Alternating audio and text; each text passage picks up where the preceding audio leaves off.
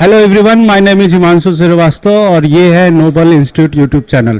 दोस्तों, जैसा कि आप जानते हो, हम लोग डिस्कस कर रहे हैं कैपेसिटर के बारे में। तो कैपेसिटर के बारे में, कैपेसिटेंस क्या होता है, उसके अलग अलग फीचर्स क्या हैं, वो सब सारी चीज़ें हम लोग डिस्कस कर चुके हैं।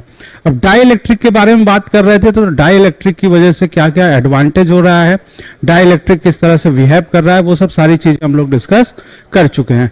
आज हम लोग डाई इलेक्ट्रिक से रिलेटेड कुछ और भी बातों पे बात करने वाले हैं। तो चलिए स्टार्ट करते हैं अपने वीडियो को। तो आज का अपना टॉपिक है, सबसे पहला टॉपिक जो है वो ये है कॉम्बिनेशन ऑफ डाई इलेक्ट्रिक। अगर डाई इलेक्ट्रिक को इंसर्ट किया गया किसी कैपेसिटर में, बट उसको सीरीज कॉम्बिनेशन या पैरेलल कॉम्बिनेशन की तरह जोड़ा जाएगा, तो फिर कैसे आपको रिजल्ट मिलने वाला है। तो सबसे पहले हम लोग सीरीज कॉम्बिनेशन के लिए देखेंगे। तो अगर मैं कहूं कि केस 1 जो है वो सीरीज कॉम्बिनेशन में है, सीरीज कॉम्बिनेशन में है, और उसके बाद हम लोग पैरेलल कॉम्बिनेशन भी बात कर लेंगे। तो अगर सीरीज कॉम्बिनेशन आपके पास है, तो आप देखो जरा, ये आपके पास हो गया कैपेसिटर, ये हो गया कैपेसिटर,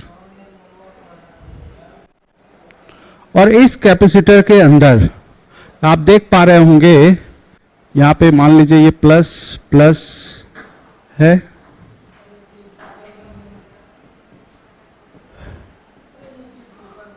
ये माइनस है, और इसमें आप डाई इलेक्ट्रिक इंसर्ट कर रहे हो, मगर इस तरह से इंसर्ट किया जा रहा है। एक डाई इलेक्ट्रिक यहां पे पूरा ऑक्यूपाइड होगा, पूरा का पूरा डाई इलेक्ट्रिक, पूरे स्पेस में आपने डाई इलेक्ट्रिक इंसर्ट कर दिया। ठीक है, पूरी जगह पे आपने डाई इलेक्ट्रिक इंसर्ट कर दिया। देखो आप इस तरह से, ये कैपेसिटर है, ये कैपेसिटर, ऑब्वियस सी बात है, यहां पे प्लस चार्ज है और यहां पे माइनस चार्ज है, इस तरह से कॉम्बिनेशन बनाया गया है ना। तो यहां पे प्लस मैं बना दे रहा हूं,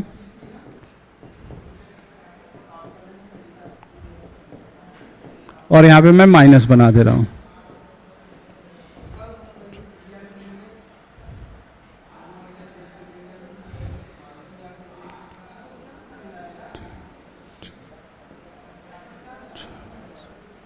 ये आपने माइनस भी लगा दिया। अब ये एक डाई इलेक्ट्रिक नहीं है, एक से ज्यादा डाई इलेक्ट्रिक है, 2 डाई इलेक्ट्रिक है मान लेते हैं। यानी आप कह रहे हो कि सर यहां पे जो डाई इलेक्ट्रिक है उसी स्पेस में, यानी टोटल स्पेस कितना था, डी था, उसी डी स्पेस में एक के बदले में आपने 2 डाई इलेक्ट्रिक इंसर्ट किया है, मगर पूरी तरह से इंसर्ट किया है। यानी आप ये कह रहे हैं कि सर एक डाई इलेक्ट्रिक ये है, जिसको लेटस से कि हम लोग K1 बोल रहे हैं,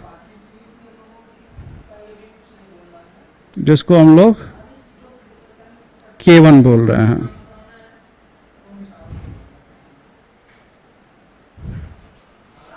और दूसरा है जिसको हम लोग लेटस से K2 बोल दे रहे हैं।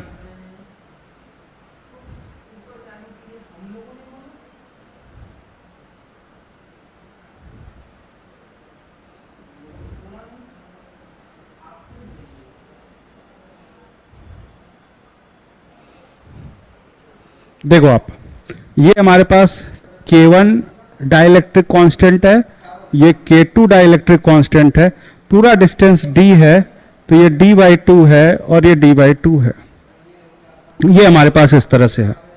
अच्छा, आपने कल इसके बारे में बात किया था लास्ट लेक्चर में, और इसमें आपने कहा था कि सर जनरल फॉर्मूला जो होगा कैपेसिटेंस का, वो हो जाएगा A एप्सिलॉन नॉट और d minus T1 minus T2 और प्लस T1/K1 T2/K2। इस तरह से आपने बात किया था कि इस तरह से कॉम्बिनेशन होगा। T क्या था, थिकनेस था, किसका, डाई इलेक्ट्रिक का। ठीक है, ये आपके पास इस तरह से था।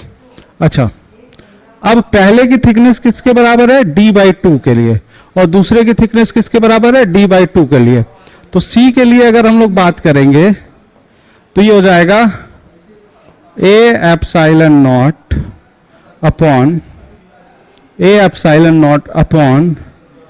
d minus d/2 minus d/2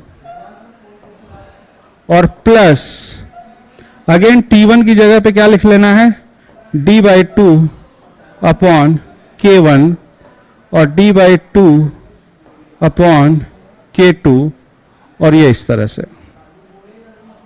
आगे फर्दर अगर आप सॉल्व करो तो d/2 मिलकर क्या हो जाएगा, d हो जाएगा, और d माइनस डी क्या हो जाएगा, 0 हो जाएगा। तो जो पहला ब्रैकेट है वो तो क्या हो जाएगा, गायब हो जाएगा।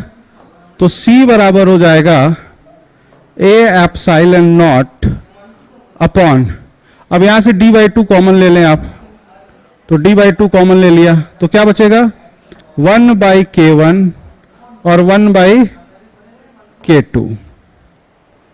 तो यानी c के लिए अगर हम लोग बात करें तो 2 को भी आप ऊपर भेज सकते हो, तो ये हो जाएगा c के लिए आप बात कर रहे हो तो ये हो जाएगा 2a epsilon not upon d, और इसको आप लिख सकते हो K1 plus K2 upon K1 K2, ऐसा भी लिख सकते हो। या फिर आप इसको 2 को हटाकर इस 2 को यहां पे भी लिख सकते हैं। यानी अगर आप कहना चाह रहे हैं कि अगर आप बात कर रहे थे, इसको ऊपर भी भेज सकते हैं, इसको ऐसे भी लिख लीजिए कि a epsilon not upon d और 2k1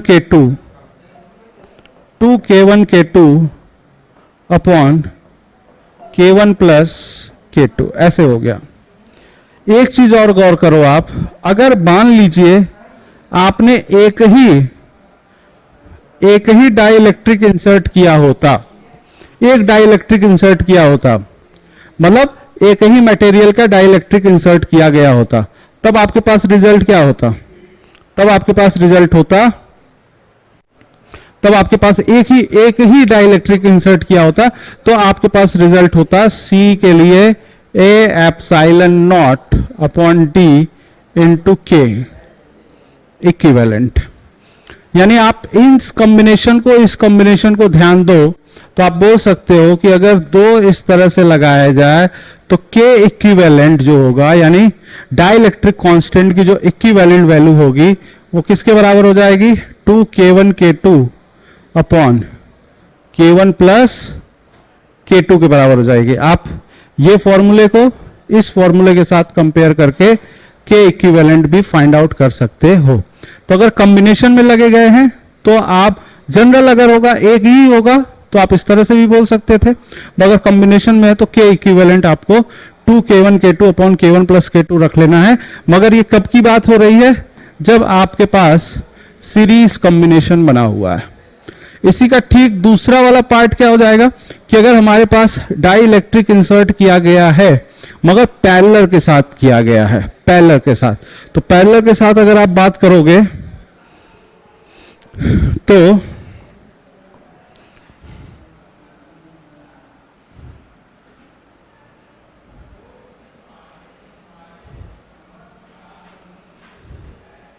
ये इस तरह से है,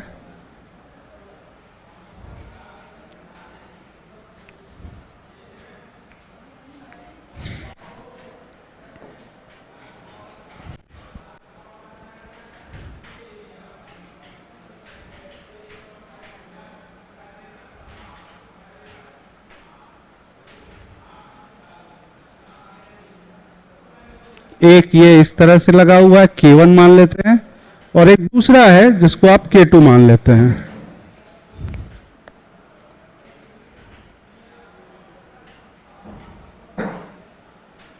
K2 मान लेते हैं, ठीक है। तो और ये भी मान लीजिए कि ये हाफ हाफ कंडीशंस में है, यानी जो एरिया ऑक्यूपाइड हो रहा है,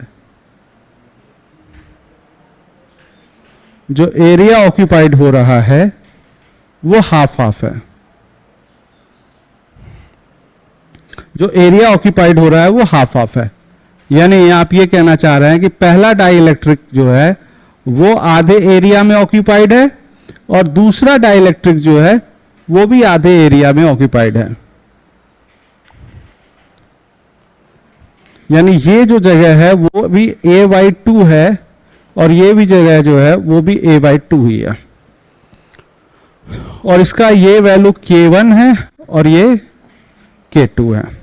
अब चूंकि ये पैरेलल कॉम्बिनेशन है, ये पैरेलल कॉम्बिनेशन है, तो पैरेलल कॉम्बिनेशन में आपको जो C इक्विवेलेंट हो जाएगा वो C1 प्लस C2 हो जाएगा डायरेक्टली। C इक्विवेलेंट किसके बराबर हो जाएगा? C1 प्लस C2 हो जाएगा। और C1 इसके लिए क्या होगा? अगर आप यहां पे देखें तो C1 क्या होता है? A epsilon not upon D into K, ये होता है C की वैल्यू, ये होता है C की वैल्यू। तो C1 क्या हो जाएगा? A की जगह क्या रख लिया? a/2 एप्सिलॉन नॉट K1, और स्पेस कितना है? D ही है, स्पेस में कोई गड़बड़ी नहीं है। और C2 के लिए भी बात करेंगे आप, तो C2 क्या हो जाएगा? a/2 epsilon not K2 upon space क्या हो गया? D। तो जो C इक्विवेलेंट हो गया वो C1 प्लस C2 हो गया, और C1 प्लस C2 के लिए आप बात करिए तो क्या क्या कॉमन हो गया? a epsilon not by 2D common हो गया, और क्या बचेगा? K1 plus K2। और अगर आप इस 2 को हटा दें तो ये यहां पर आ जाएगा इस तरह से। और जनरल फॉर्मूला क्या है? a epsilon not upon D into K equivalent. तो यहां से दोनों कॉम्बिनेशन अगर आप देखो तो K इक्विवेलेंट यहां पर क्या हो जाएगा? K1 plus K2 by 2।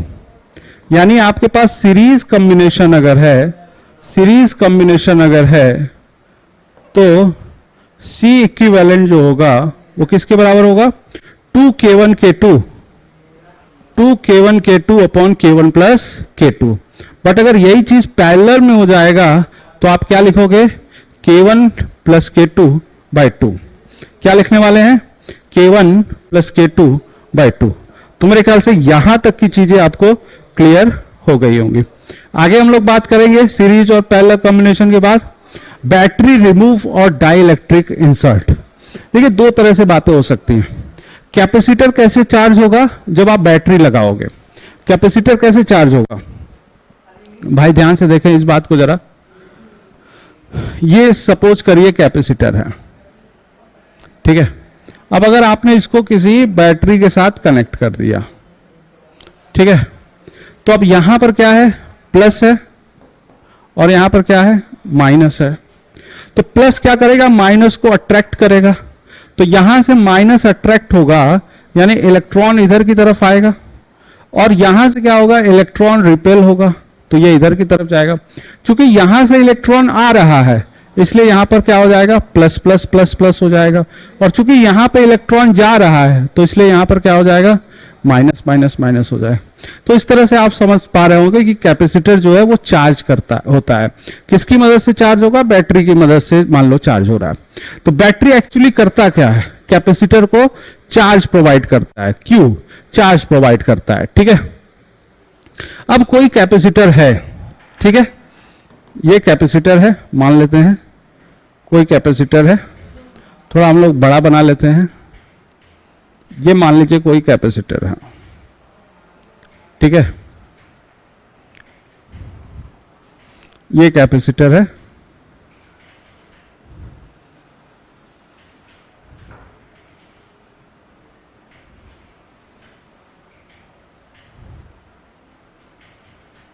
ये कैपेसिटर है। अब ये जाकर किसी बैटरी के साथ जुड़ा हुआ है। इनिशियली इसके पास कितना चार्ज है? चलिए Q नॉट बोल लेते हैं। इनिशियली इसके पास कितना चार्ज है? Q नॉट बोल लिया गया, ठीक है। इसके अक्रॉस वोल्टेज का ड्रॉप कितना है, तो चलिए डेल्टा वी की वैल्यू हम लोगों ने वी नॉट कह लिया, ठीक है। और इलेक्ट्रिक फील्ड कितना है, तो इलेक्ट्रिक फील्ड भी चलिए ई नॉट कह लिया। अब आपने क्या किया, अब आपने इस कैपेसिटर को हटा, कैपेसिटर से बैटरी को डिस्कनेक्ट कर दिया, बैटरी डिस्कनेक्ट रिमूव कर दिया गया, बैटरी को हटा दिया गया है। बैटरी अगर हटा दिया जाएगा तो आपके पास जो कैपेसिटर है वो एज इट इज ऐसे रह जाएगा। बैटरी हट चुका है, बैटरी क्या हो चुका है, हट चुका है। अब आपने बैटरी को तो हटा दिया, मगर बैटरी हटाने के साथ साथ एक काम और आपने किया।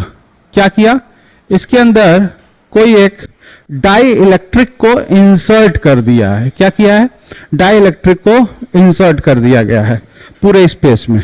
तो एक डाई इलेक्ट्रिक पूरे स्पेस में इंसर्ट कर दिया गया है, ठीक है। पूरे स्पेस में क्या कर दिया गया है, इंसर्ट कर दिया गया है। तो यहां पे प्लस है, ये प्लस है और ये माइनस है। अब यहां पे माइनस आ जाएगा और यहां पे प्लस आ जाएगा, यहां पे प्लस, ये माइनस और ये प्लस। ये डाई इलेक्ट्रिक है, इसका डाई इलेक्ट्रिक कांस्टेंट कुछ के है। अब आपको पता है कि बैटरी रिमूव हो गया है, केवल आपके पास कैपेसिटर है और आपने क्या कर दिया है, इंसर्ट कर दिया है किसको, डाई इलेक्ट्रिक को, ठीक है। तो बिफोर और आफ्टर क्या होगा, इसी पे हम लोग को डिस्कशन करना है।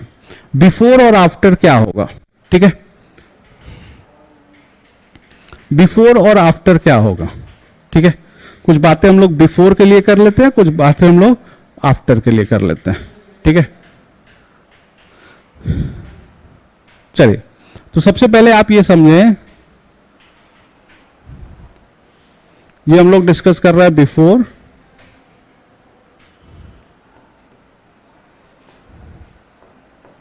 ये हम लोग बाद में बात कर रहे हैं आफ्टर।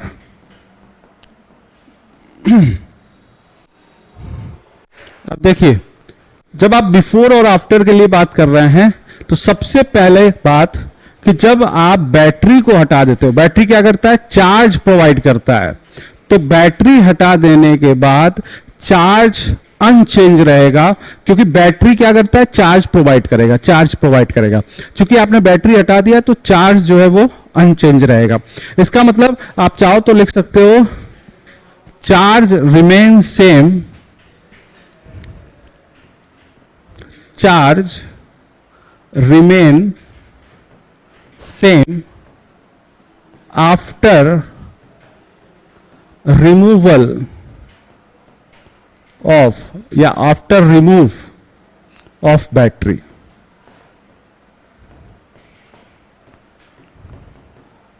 अगर आपने बैटरी हटा दिया है तो क्या चीज सेम रहने वाली है, चार्ज जो है वो सेम रहने वाली है, ठीक है। यानी इनिशियली जितना चार्ज था Q नॉट, बाद में भी उतना ही चार्ज रहेगा। यानी बाद में भी कितना चार्ज रहेगा, Q नॉट ही रहेगा। इनिशियली आप कितना चार्ज बोल रहे हो, Q नॉट, तो बाद में क्या रहेगा, Q नॉट ही रहेगा। कैपेसिटेंस के बारे में बताओ, अगर इनिशियली कैपेसिटेंस C नॉट है और डाई इलेक्ट्रिक इंसर्ट कर दिया जाए तो आपको पता है कि कैपेसिटेंस जो है वो बढ़ जाएगा। ये आप प्रीवियस लेक्चर में आप बात कर चुके हो। तो डाई इलेक्ट्रिक इंसर्ट कर देने से कैपेसिटेंस की वैल्यू बढ़ जाती है। तो इसका मतलब इनिशियली Q नॉट है और इनिशियली अगर कैपेसिटेंस C नॉट है तो बाद में कैपेसिटेंस क्या हो जाएगा, C नॉट इंटू K हो जाएगा, ठीक है। तो ये बात हो गई। दूसरा, वोल्टेज के बारे में बात करें कि वोल्टेज क्या होगा।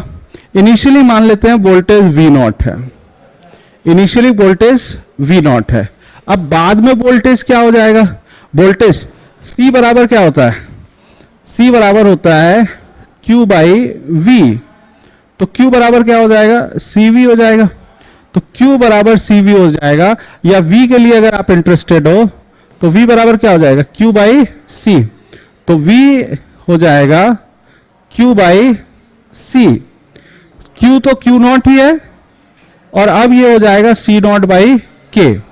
और क्यू नॉट बाई यहां पे क्या है, वी नॉट किसके बराबर है, Q naught upon C naught के बराबर है।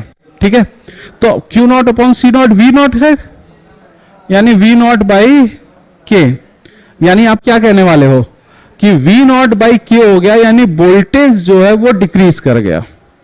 वोल्टेज के की वैल्यू हमेशा 1 से ज्यादा होती है, तो इट मींस वोल्टेज डिक्रीज कर जाएगा।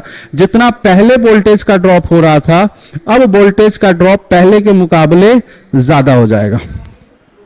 इलेक्ट्रिक फील्ड ऑब्वियस ही बात है, आपको पता है कि V बराबर ED होता है। अगर वोल्टेज गिर जाएगा तो इलेक्ट्रिक फील्ड भी क्या हो जाएगा, गिर जाएगा। तो और अगर प्रीवियस लेक्चर आपने पढ़ा है तो आपको पता है कि इलेक्ट्रिक फील्ड जो है वो डिक्रीज कर जाएगी अगर डाई इलेक्ट्रिक आपने इंसर्ट किया है। तो इलेक्ट्रिक फील्ड अगर E है तो बाद में जो इलेक्ट्रिक फील्ड होगा वो क्या हो जाएगा, वो E नॉट बाई के हो जाएगा। बाद में इलेक्ट्रिक फील्ड किसके बराबर हो जाएगा, E नॉट बाई के बराबर हो जाएगा। और लास्ट वन जो हम लोग बात करना चाहते हैं, इंटरनल एनर्जी। इंटरनल एनर्जी क्या हो जाएगी, U इनिशियली क्या हो जाएगा, तो हाफ क्यू वी नॉट होता है, Q naught V naught, half Q naught V naught हो जाएगा। और फाइनली क्या हो जाएगा, फाइनली क्या हो जाएगा, हाफ क्यू की जगह क्यू नॉट ही है, मगर V की जगह पे क्या हो जाएगा, V नॉट बाई के। तो अगर ये इसको आप U नॉट बोल रहे हैं तो ये क्या हो जाएगा, U नॉट बाई के हो जाएगा। तो क्या क्या आप देख पा रहे हो कि अगर आपने बैटरी लगा दिया, बैटरी हटा दिया और डाई इलेक्ट्रिक लगा दिया तो चार्ज सेम रहेगा, कैपेसिटेंस बढ़ जाएगा, वोल्टेज का ड्रॉप पहले के रिस्पेक्ट में कम होगा, डिक्रीज कर जाएगा, इलेक्ट्रिक फील्ड कम हो गया पहले के मुकाबले। और दूसरी इंपॉर्टेंट बात कि इंटरनल एनर्जी का चेंज, सॉरी इंटरनल एनर्जी अगर पहले U नॉट थी तो इंटरनल एनर्जी अब हो जाएगी U नॉट बाई के, यानी इंटरनल एनर्जी आपके सिस्टम का पहले के रिस्पेक्ट में डिक्रीज हो चुका है। इंटरनल एनर्जी पहले के रिस्पेक्ट में डिक्रीज हो चुका है। ये चीज आपको पता होना चाहिए, छोटे छोटे क्वेश्चंस के रूप में ये बातें आपसे पूछ ली जाती हैं। एक और बात आप समझना चाहें यहां पर कि work done by external agent क्या होगा, work done by external agent क्या होगा, तो ये होगा चेंज इन इंटरनल एनर्जी। भाई जब आप इंसर्ट करोगे किसको, डाई इलेक्ट्रिक को, तो एक्सटर्नल एजेंट के द्वारा कुछ न कुछ वर्क होगा। तो वर्क डन क्या होता है, चेंज इन इंटरनल एनर्जी। तो चेंज इन इंटरनल एनर्जी क्या हो गया, U final minus U initial. तो U फाइनल क्या है, U नॉट बाई के, U इनिशियल क्या है, U नॉट है, तो ये हो जाएगा U नॉट 1 बाई के माइनस 1। तो work done by the external agent will be what, change in internal energy. तो हमारे पास चेंज इन इंटरनल एनर्जी के फॉर्म में ये बातें हो चुकी हैं। ठीक है, तो मेरे ख्याल से अब यहां पे आपको किसी बात पे कॉम्प्लेक्स नहीं होगा कि अगर हम लोग किसी डाई इलेक्ट्रिक को इंसर्ट कर रहे हैं और बैटरी नहीं, बैटरी हटा दे रहे हैं, बैटरी डिस्कनेक्ट कर दे रहे हैं, तो क्या क्या इन्फ्लुएंसेस देखने को मिलते हैं। ठीक है, चलिए लोग डिस्कस करने जा रहे हैं कि बैटरी कनेक्टेड है और हम लोग वहां पे डाई इलेक्ट्रिक को इंसर्ट कर रहे हैं। तो अगला टॉपिक देखिए क्या है कि बैटरी कनेक्टेड है और डाई इलेक्ट्रिक इंसर्ट किया जा रहा है। ठीक है, यानी इस बार कॉम्बिनेशन जो है वो इस तरह से है, ये हमारे पास कैपेसिटर है और ये किसी बैटरी के साथ कनेक्ट है। ठीक है, तो यहां पे ऑब्वियस सी बात है, ये प्लस है और ये माइनस है। यहां पे ये क्या है, Q नॉट, ये क्या है, V नॉट, और इसका कैपेसिटेंस कितना है, C नॉट। अब इसमें हम लोग क्या कर दे रहे हैं, इसमें हम लोग क्या कर दे रहे हैं कि बैटरी एज इट इज है, बैटरी एज इट इज है। अब हम लोगों को क्या कर लेना है कि इसमें डाइलेक्ट्रिक को इंसर्ट कर देना है, ठीक है। तो ये बैटरी के साथ कनेक्टेड है, ये बैटरी के साथ कनेक्टेड है। थोड़ा डायग्राम में बड़ा कर ले रहा हूं।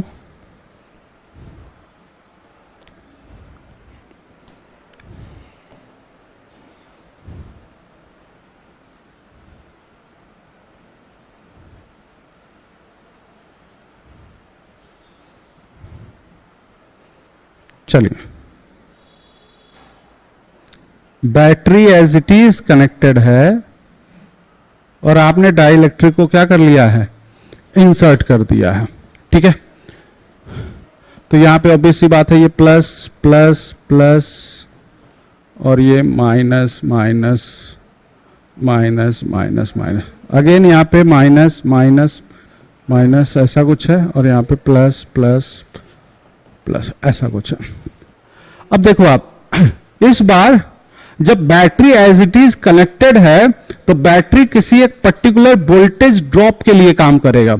तो वोल्टेज का ड्रॉप अक्रॉस द कैपेसिटर वो चेंज नहीं होगा। तो यानी वोल्टेज का ड्रॉप अनचेंज रहेगा अगर बैटरी कनेक्टेड है। अगर बैटरी रिमूव कर दिया जाएगा तो क्या होगा, चार्ज एज इट इज रहेगा। बट बैटरी अगर कनेक्ट है तो क्या सेम रहेगा, वोल्टेज का ड्रॉप सेम रहेगा। तो यहां पे आप चाहो तो लिख सकते हो इस बात को कि वोल्टेज ड्रॉप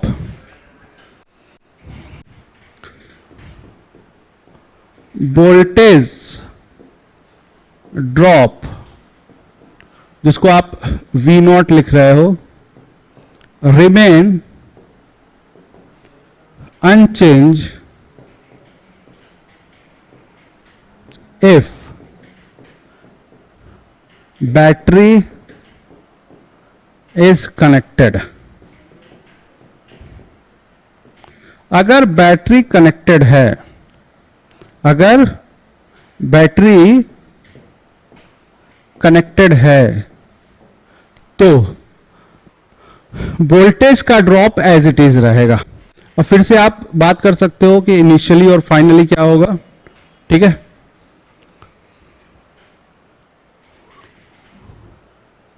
फिर से आप बात कर सकते हो कि इनिशियली और फाइनली क्या होगा, ठीक है।